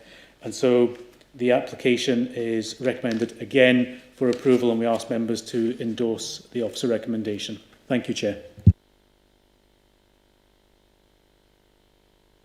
Any questions to the officers? Questions? A recommendation then? Councillor Hutchinson? Was the officer recommendation with a slight change to some of the conditions? Condition 5, 5C option. The grass sward. On what page is that? Page 72. The grass, sorry, I am turned on. The grass sward to be reduced by 50 to 100 millimetres in length by cutting or grazing before the end of October during each year of aftercare. And 5E, no vehicles, with the exception of low ground pressured tyres, required for approved agricultural work, machinery or livestock to be permitted on the land during the months of November to March inclusive. Livestock covers a multitude of sins. I would like that changed to cloven hoof livestock. Okay. Don't think that'll be a problem, will it? What we can do is No, cows energy. delegate the precise wording to me and double check over what types of livestock we would like to preclude and include. I need to double check with our ecologist that horses aren't the most suitable for it. But it, Not horses. yeah, not generally. Yeah, I'd like to take the David Feige. Yeah, we'll do that. Yeah. So we should do that in terms of precise definition of those wordings, delegated to me in conjunction with the county ecologist. Is that all right, Councillor Hutchinson? Did you say horses there or not horses? I'd say not horses. Right. Yeah. Thanks. Yeah. Like I know horses like to nibble, right? Well, horses like to rip rather than nibble. Yeah. So that's been moved. Is it seconded? Is the recommendation seconded by Councillor Stewart? Any debate, or we just proceed to the vote? But can we put a condition that says a certain type of animal on land? Because I think that's interference. Well, we'll find out, won't we, after? We can do. We can prescribe on the restoration of former mineral working sites. We can be fairly prescriptive about the conditions on restored land, because for the first few years it is more sensitive to various issues. And we'll talk to the ecologist, and if he concurs that certain varieties of large quadrupeds are not appropriate, then we can enshrine that within a condition. Good. Thank you. We'll take the vote, ladies and gentlemen. All those in favour of Councillor Hutchinson's recommendation? That's approved. Ladies and gentlemen, we've got no further business this evening apart from to accept the appeals update report and the section 106 report. I have no urgent business. Thank you for your attendance and your contributions this evening. Thank you.